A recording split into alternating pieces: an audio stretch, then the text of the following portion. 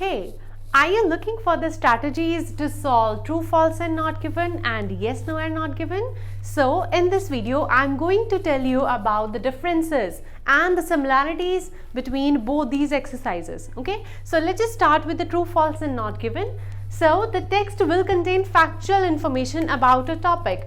Factual means कोई भी passage जहाँ पे कोई पर्टिकुलर टॉपिक के फैक्ट्स गिवन होंगे. ओके, जैसे सपोज कोई डिजीज है, डिजीज के बारे में जो भी फैक्ट्स हैं, तो बेसिकली आपको करना क्या है कि जितने भी true false and not given के क्वेश्चंस होंगे आपको आइडेंटिफाई करना है कि वो जो पर्टिकुलर स्टेटमेंट है वो ट्रू है या फिर फॉल्स है या फिर वो नॉट गिवन है. Okay, so next is if I talk about the yes no and not given, then the text will contain the opinions, views or beliefs.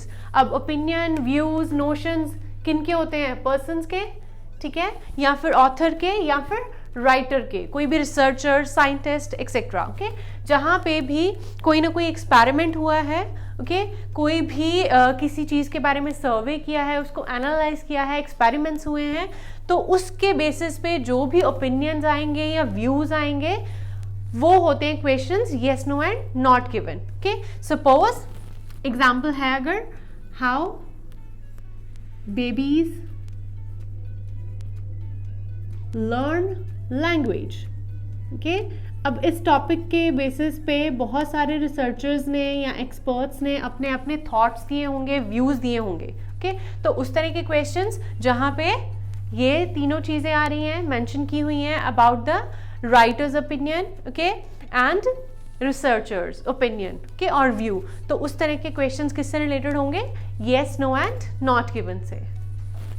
Now come to the similarities. अब दोनों में similarities क्या हैं? There are some basic rule, okay, जो मैंने already मैं यहाँ पे लिख चुकी हूँ. So let's begin with the first point. Generally this exercise is in sequence. Sequence means in serial order. Okay, order में होगा जहाँ पे भी आप मार्क कर लोगे question. Suppose there are 1 to 5 questions, then immediately find out the keywords and locate the keywords for the first question and for the last one, so that you have an idea कि आपको सिर्फ इतने paragraphs में ही answer जो है वो find out करने.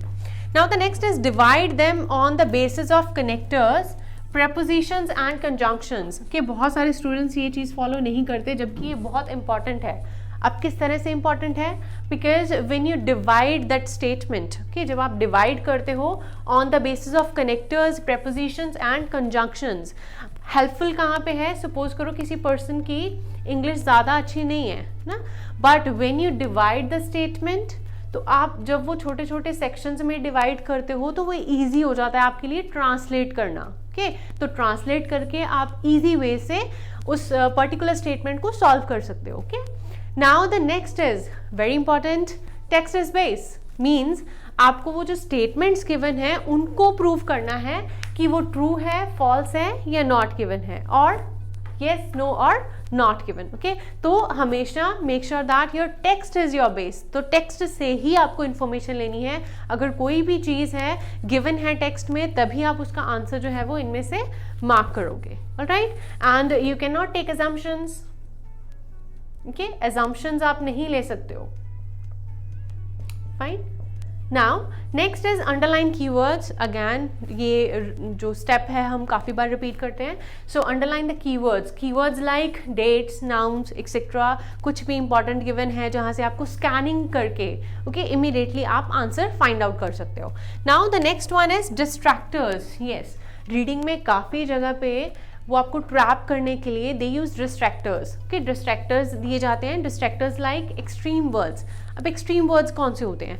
जैसे कि सेंटेंसेस में या स्टेटमेंट्स में आपको ये वर्ड्स आएंगे, कुछ इस तरह के पर्टिकुलर वर्ड्स जो मैंने ऑलरेडी लिस्ट करके रखे हुए हैं, जैसे कि every, a few, few, little, always, some, often, most, adverbs, adjectives. Okay, so ये कॉमन वर्ड्स हैं जब स्टूडेंट्स आप सॉल्व करते हो, ठीक है, इस तरह की स्टेटमेंट्स या इस तरह के एक्सरसाइजेस, तो आप क्या मिस्टेक करते हो? आप इन वर्ड्स को मिस कर देते हो. ओके आप देखते हो कि यस बाकी जो स्टेटमेंट है वो मैच कर रही है word to word except these words, but actual में डिस्ट्रैक्टर्स होते हैं जिसके बेसिस पे पूरी की पूरी स्टेटमेंट जो है वो चेंज हो सकती है. Okay so you have to look for these words and adverbs. Yes adverbs like LY words के कहीं पे भी वर्ड्स आ रहा है like occasionally, okay, entirely, then presently, currently, etc. तो immediately उस word को आपको mark करना है कि अगर तो similar word given है, उसका synonym कुछ given है, then obviously वो answer जो है वो true आएगा, alright. But अगर उसका कोई synonym given नहीं है, बाकी सारी की सारी statement match कर रही है, तो answer जो है वो not given हो सकता है. Okay, in the same way adjectives. Okay, now here one question that is difference between a few or only few. Okay, let me just give you the description here. A few and similar एक और है a little. Okay, देखने को हम ignore भी कर सकते हैं but we cannot because a few का मतलब होता है some. Okay, a few and a little का मतलब होता है some and only few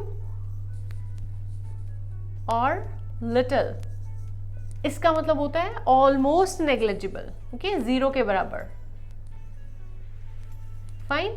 तो जहां पे भी ये वर्ड्स आ रहे हैं अ और विदाउट अ तो आप ये वर्ड्स जो है वो इग्नोर नहीं करोगे. Okay so a few usually use होता है काउंटेबल थिंग्स के लिए एंड लिटिल जो है वो अमाउंट के लिए यूज होता है. Okay, now the next is look out for qualifying words. Okay, qualifying words like जहाँ पे भी description दी है, कोई possibility हो सकती है या फिर कोई doubt है किसी चीज़ के बारे में, कोई claim किया हुआ है. Okay, words like seem, claim, suggest, possibly, believe, probably. Okay, कुछ sure नहीं है या फिर इसी तरह के कुछ modals given है जहाँ पे possibility show होती है, तो आप उस तरह के words भी note down करोगे. Okay, so don't forget to underline these type of words. And the last one we have statement won't be word to word. Yes, exactly. जितने भी questions होंगे चाहे वो true false से related हैं या फिर yes no and not given से related हैं, तो आपको जो statements हैं या उनके answers हैं वो word to word नहीं मिलेंगे. Okay? तो किस तरह से आपको find out करने पड़ेंगे? You have to plan synonyms. Okay? And paraphrasing given होती है. Okay? जैसे कि क्वेश्चन है सपोज एक वर्ड है प्रेजेंटली. ओके तो उसकी जगह पे करंटली लिखा है. प्रेजेंटली और करंटली तो दोनों सेम है, मीनिंग सेम है इनका, तो आपको डायरेक्टली वर्ड्स नहीं मिलेंगे. You have to look for the synonyms. Okay and yes one additional tip for you, अगर कोई भी इन दोनों में से एक्सरसाइज आ रही है तो उनमें से कोई ना कोई आंसर जो है वो नॉट गिवन ज़रूर होता है. तो अगर आपको लग रहा है कि आपके आंसर्स जो हैं वो सिर्फ ट्रू एंड फॉल्स ही आ रहे हैं, देन मे बी आप वहाँ पे मिस्टेक कर रहे हो, क्योंकि कोई ना कोई आंसर जो है वो नॉट गिवन की फॉर्म में ज़रूर आता है. Okay so this is all about the similarities and differences between true false and not given and yes no and not given. I hope ये आप basic rules को implement करके अपनी reading module में आप improve कर सकते हो जहाँ पे भी इस तरह के questions आ रहे हैं. And most probably मैं next video में इसकी strategies के बारे में discuss करूँगी कि इनको solve कैसे करना है. Okay? ये तो कुछ basic tips थे, similarities थी and this was the difference. Okay? तो next में I will discuss some of the strategies कि आप इसको solve किस तरह से कर सकते हो. Okay? So till then, thank you so much. If you like my video, then please share it and don't forget to subscribe our channel and please hit the bell icon and thank you so much.